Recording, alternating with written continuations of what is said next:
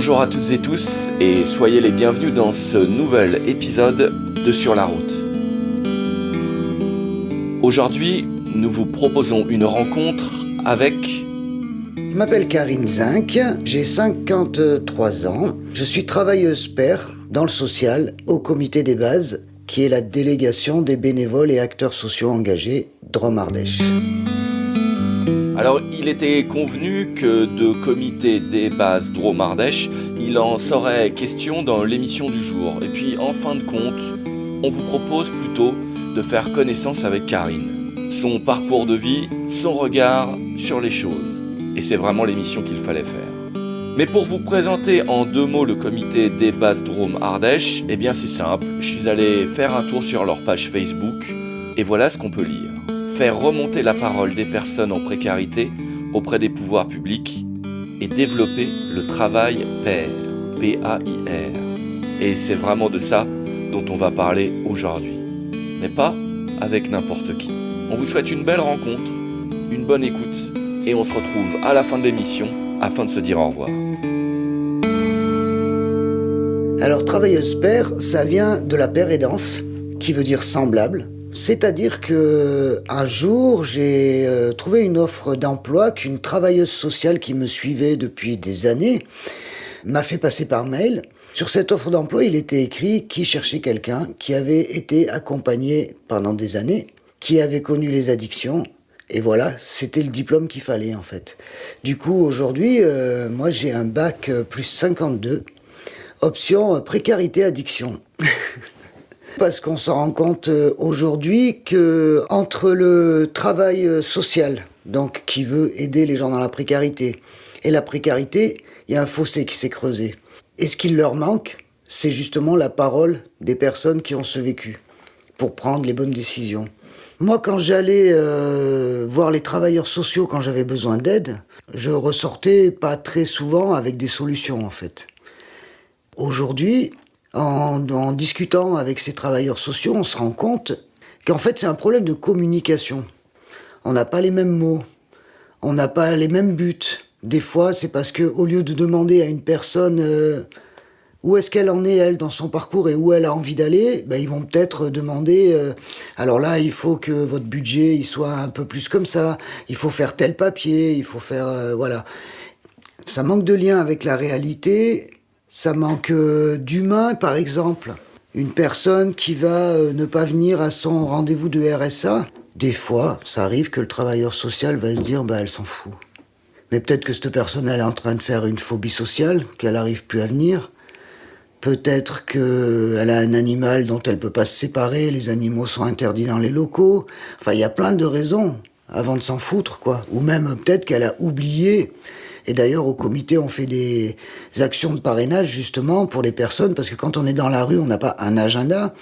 Il suffit qu'on ait des addictions pour que, on sait plus, hein. C'est lundi, c'est mardi, c'est dans 15 jours. Ce qui est important, c'est pas tellement de faire ses impôts. Ce qui va être important, c'est qu'est-ce que je vais manger, où est-ce que je vais dormir, et pour qui j'existe aussi.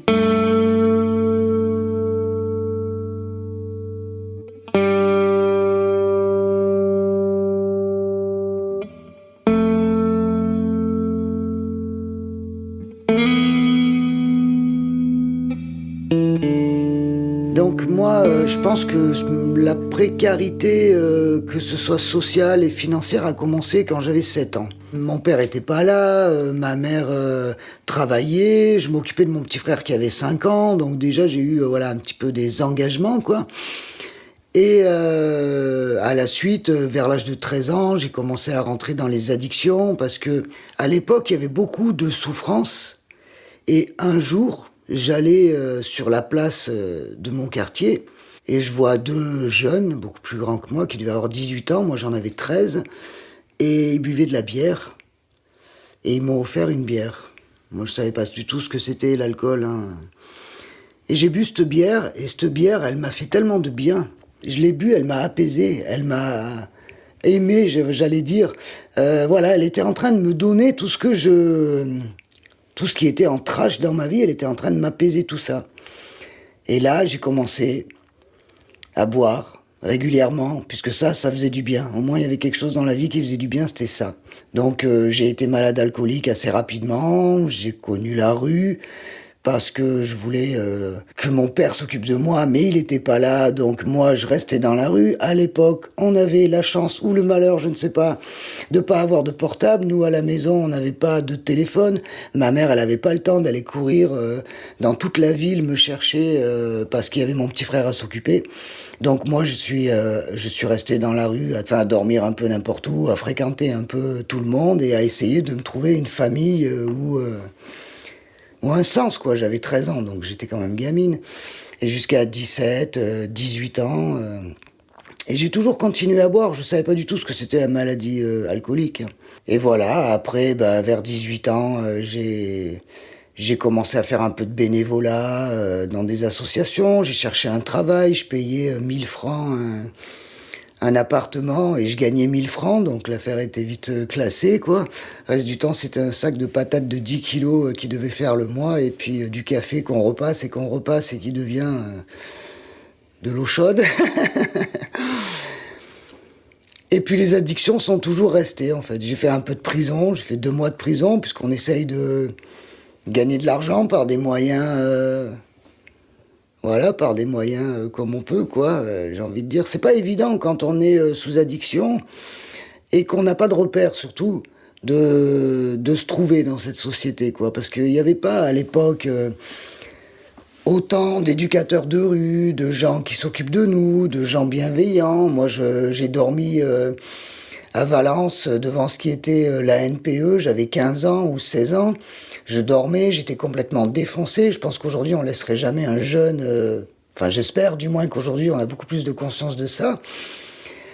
Et je dormais devant les... Pourquoi devant la NPE, j'en sais rien. Parce que moi, oui, j'avais 16 ans. Et puis à l'époque, on commençait à pointer à la NPE. Je ne sais plus comment ça se passait, mais voilà. Et peu d'adultes se sont occupés de moi. Donc moi, très vite, j'avais pas envie d'être adulte. Parce que finalement... un adulte, ça me servait pas à grand chose. Et puis alors vraiment tout le monde s'en foutait. Hein. C'est vraiment. Quand j'y repense, c'est fou tous les gens qui ont dû passer à côté de moi, gamine comme j'étais, quoi, et qui ont rien fait. Et puis j'ai fait du stop, j'ai traversé toute la France parce que je suis allé chercher un peu partout où est-ce que elle était où cette famille là où c'est ses racines, c'est où chez moi en fait. J'ai compris bien plus tard que c'était à l'intérieur. De moi finalement que j'avais trouvé ma place, mais il a fallu des années. Et à 17 ans, comme j'étais quand même déjà bien alcoolisé, je suis allé voir un médecin parce que j'étais toujours en train de pleurer, j'étais pas bien.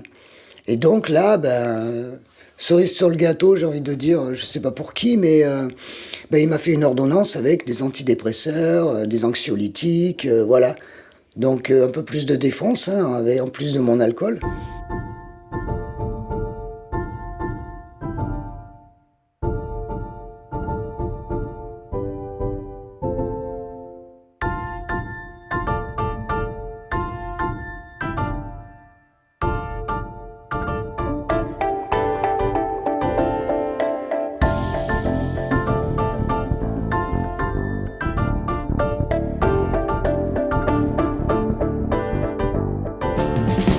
Vous êtes bien à l'écoute de Sur la route en compagnie de Karine Zinck.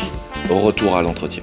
Comme quoi on peut être bien défoncé et quand même faire pas mal de choses. Parce que moi je suis quand même animatrice socioculturelle, j'ai fait ça pendant 7 ans. J'ai passé un BEATEP, un brevet d'État. J'ai fait une formation de peintre en bâtiment, des années après. Hein. J'ai passé mon permis de bus. Je trouve quand même qu'on donne le permis des fois à n'importe qui. Parce que moi j'ai passé le permis de bus quand je suis allé le matin pour aller passer l'examen, après avoir fait la formation et tout. Hein. Je me disais, bon, je vais peut-être pas y aller défoncer. Mais je pouvais pas, parce que je commençais à trembler, ça n'allait pas. Donc bon, écoute, je bois un coup, je fume un joint, et je vais passer mon permis. Et je l'ai eu, hein. J'ai eu même 17 de moyenne en mécanique.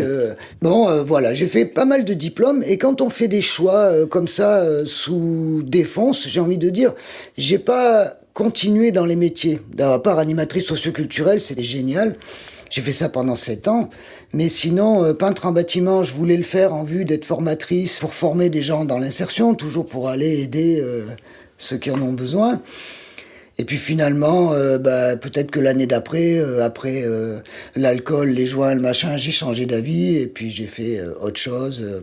J'ai eu ma fille quand j'avais 33 ans.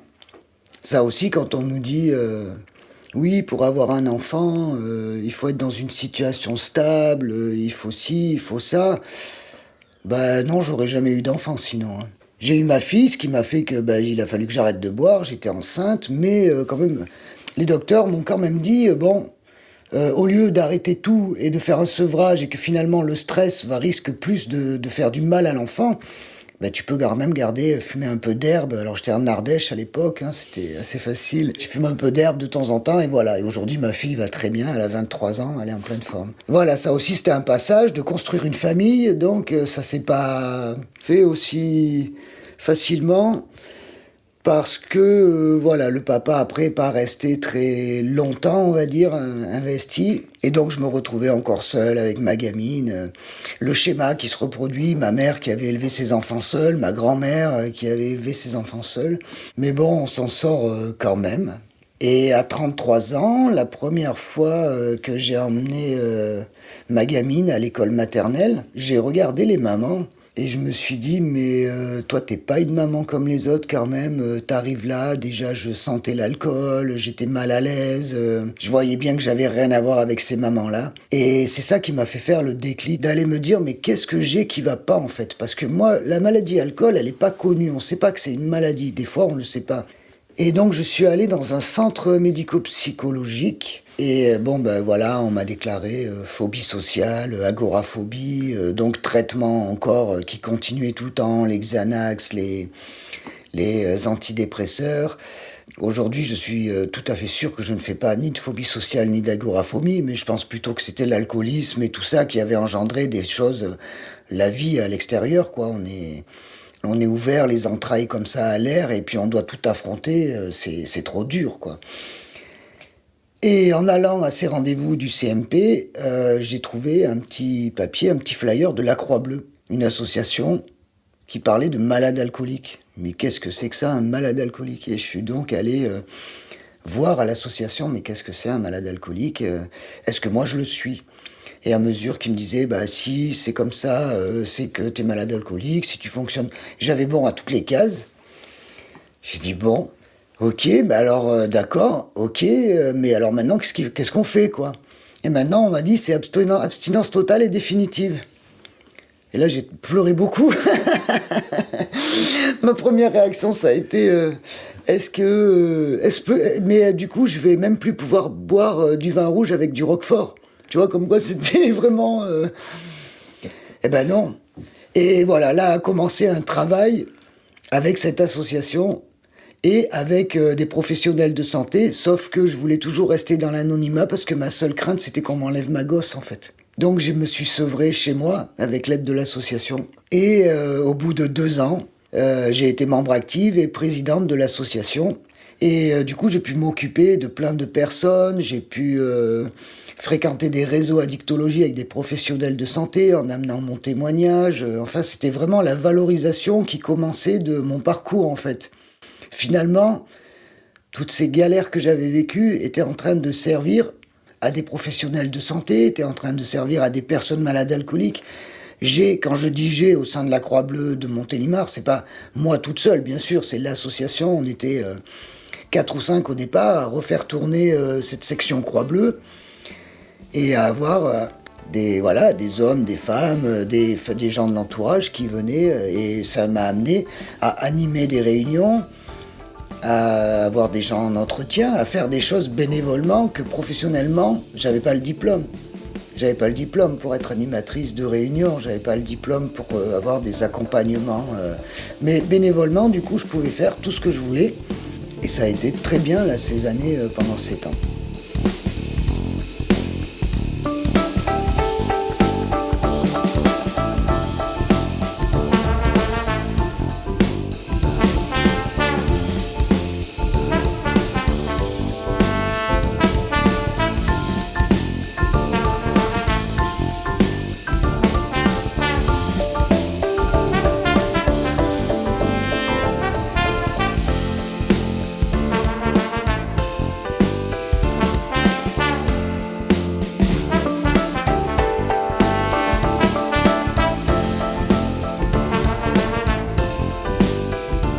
Vous êtes toujours à l'écoute de Sur la route en compagnie de Karine Zinck. On va parler maintenant d'aller vers la vie. Retour à l'entretien. J'emmenais ma gamine qui avait 3 ans, 3-4 ans aux réunions Croix-Bleue. Et elle faisait des dessins, et puis moi, je pleurais, en sachant qu'il allait falloir que j'arrête de boire. Mais enfin, quand je dis je pleurais, c'était un échange d'expérience, c'était un échange de beaucoup de choses. Donc, ce qui fait qu'aujourd'hui, elle a quand même un bel apport de 7 ans de Croix-Bleue, où je l'ai promenée dans toutes les réunions, parce que ça devenait, ma vie, mon quotidien, où elle a vu des gens s'en sortir, où elle voyait aussi, ça me touche quand même, parce que elle voyait aussi sa maman qui faisait des choses autre que d'être complètement défoncé, tu vois, qui faisait des choses, qui apportaient du bien-être aux gens, il y avait une volonté de se soigner, quoi, d'aller vers la vie, en fait. Et toujours, après, c'était, il y avait plus d'alcool, il y avait encore le cannabis et les médicaments. Là, aujourd'hui, j'ai 53 ans, et ça fait à peine 5 ans que j'ai arrêté les anxiolytiques et les antidépresseurs. Aujourd'hui, quand je vois des gens qui vont par le biais des médecins vers des traitements, c'est bien, mais aujourd'hui j'ai envie de dire quand même que ça peut aider, ça peut être une béquille, mais y a plein d'autres moyens, sans aller vers les médicaments, de s'en sortir. Surtout que maintenant il y a beaucoup de médecine alternative, donc ça peut être un complément, mais c'est pas la solution. Moi, avec à prendre du Xanax et de tout ça, je faisais des crises de tétanie, quoi, à trembler de partout. Depuis que j'ai arrêté tous ces médicaments, je fais plus de crises de tétanie. Depuis que j'ai arrêté l'alcool, je suis plus ni agoraphobe, ni phobie sociale, ni alors que les médecins avaient diagnostiqué pour avoir un traitement à vie. J'allais travailler à l'usine, j'allais travailler dans les champs, donc j'étais au RSA depuis des années. On dirait quand on est précaire, franchement, des fois, on dirait qu'on a une épée Damoclès et que ça va jamais s'arrêter. Donc je m'étais, c'était toujours d'aller chercher des colis alimentaires avec ma fille, c'était toujours la galère sur plein de choses. J'y arrivais plus, moi, physiquement j'y arrivais plus, les champs, machin, j'ai fait Amazon, j'ai 3 mois, j'ai perdu 10 kilos, non. C'est des boulots qui étaient beaucoup trop durs. Quand on vit dans la précarité, dans la rue, dans la violence, la prison, les agressions, les machins, c'est fatigant, faut pas croire que... Oui, ils sont au RSA, ou alors parce que moi, avant, il y avait eu je sais plus quelle mesure, quoi, plein de la santé plus. Moi, j'ai toujours été dans des catégories de pauvres, quoi, pour avoir le minimum. Mais tout ça, c'est épuisant. On n'a pas d'avenir.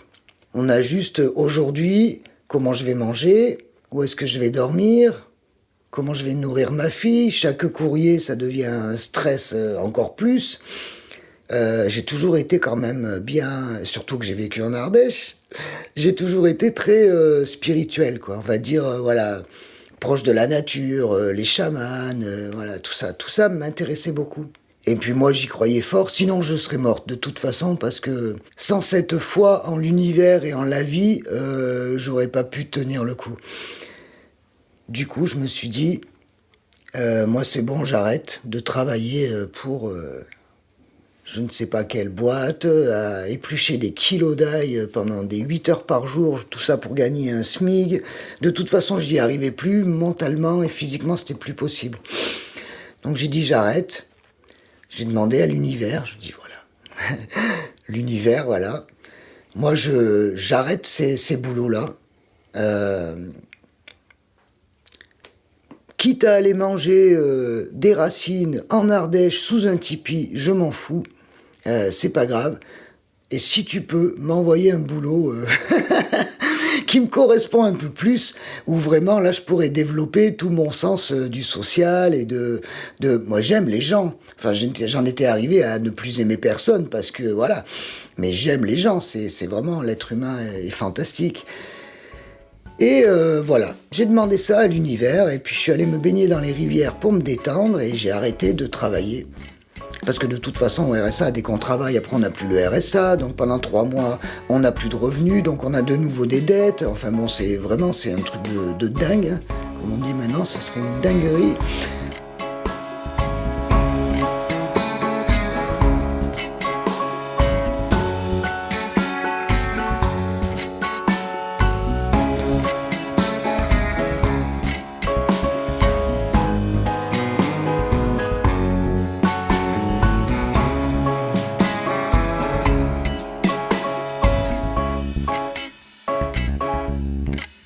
Allez, on va retrouver pour une toute dernière fois dans cette émission Karine Zinck, qui va là nous parler de bienveillance. Et si vous voulez mon avis, plus on en parlera et plus on agira avec bienveillance, et meilleur le monde se portera. Combien de temps? Je vais dire peut-être 2-3 mois après. J'ai reçu cette offre d'emploi comme quoi ils cherchaient un travailleur pair, ou une travailleuse pair. Voilà, avec une expérience du vécu. Cochez toutes les cases. C'est bon, ah oui, carrément, et puis tellement de choses à partager. Et là, ça a commencé, c'était un peu flippant quand même, parce qu'il fallait d'un coup parler avec des gens, il fallait d'un coup sortir et aller de partout. J'ai trouvé quand même une équipe bienveillante, et là, ça a commencé à parler de moi, à devoir un peu expliquer mon parcours, à devoir dire comment ça se passe dans la rue. Au début, je comprenais pas que ces personnes aient besoin de mon témoignage. Comment ma vie de galère 24 heures sur 24, ça allait les intéresser. Pourquoi ? Aujourd'hui, je comprends bien. Parce qu'en fait, on n'a pas la même vision du monde. On vit dans des mondes parallèles. Il y a les gens, alors là, en l'occurrence, c'est les travailleurs sociaux, mais sinon, les gens, le citoyen lambda, qui n'a pas... je dis pas qu'ils n'ont pas de problème, mais ils en ont d'autres. Mais voilà, la vie des gens en général, qui travaillent, qui ont des voitures, qui ont un confort de vie, c'est pas du tout le même monde. On n'a pas la même façon de parler, on n'a pas la même... Voilà, j'allais dire, nous, on est les plus grands écolos, les pauvres, parce que, alors vraiment, on a appris à tellement gérer bien un peu de quantité d'eau, ou alors... Mais ça, c'est encore un autre sujet. Comment oui, alors j'ai commencé par faire des permanences avec une éducatrice qui est au comité des bases, Paola. Et là, je me suis rendu compte que nos deux regards, c'était super intéressant en fait. Parce que elle avait une vision du monde, moi j'en avais une autre. Quand on avait une personne en face de nous qui nous parlait, elle entendait quelque chose, moi j'entendais peut-être autre chose, après on en débattait, et c'est vraiment... c'est ça qui est riche de sens, quoi. On n'est pas que des punks à chiens, quoi, tu vois. C'est pas parce qu'on crie fort, des fois, ou qu'on va avoir un langage, que on n'est pas des gens pleins d'amour, comme tu dis, tu vois, pleins de bienveillance, et en fait, de très belles personnes. C'est juste qu'on s'exprime sans chichi. On a envie de dire « fais chier merde », fais chier merde, il n'y a pas 3 milliards de façons de le dire, mais c'est pas des insultes. C'est pas parce qu'on crie fort c'est pas parce qu'on est impulsif des fois qu'on est méchant. Parce que les gens ont peur, des fois, de justement cette précarité, des petits regroupements de gens. Alors c'est vrai qu'ils sont excessifs, il suffit qu'on ait bu un peu trop des canons pour que ça part dans tous les sens. Mais au fond, si on s'assoit 5 minutes avec, autant il va te chialer dans les bras le gars, tu vois, parce que ce qu'on a besoin, c'est du regard de l'autre. Et puis que ça fait peur, mais c'est rigolo, parce que c'est juste que je pense que les gens, en général, si ils se lâchaient un peu plus, s'ils arrêtaient de se mettre derrière des mots et des prout-prout, des machins, ils se sentiraient tellement mieux. Et voilà, c'est fini pour aujourd'hui. Merci à Paola, à Floriane et bien sûr à Karine pour ses mots et son courage. Pour en savoir plus sur le comité des bases Drôme, rendez-vous sur leur page facebook.com/comité.desbases.3.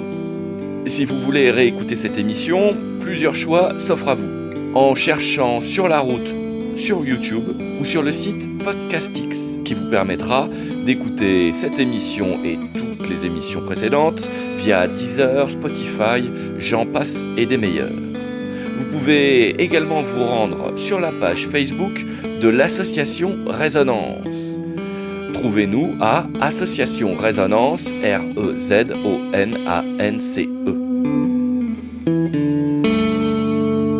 Sur la route, une série de portraits radiophoniques.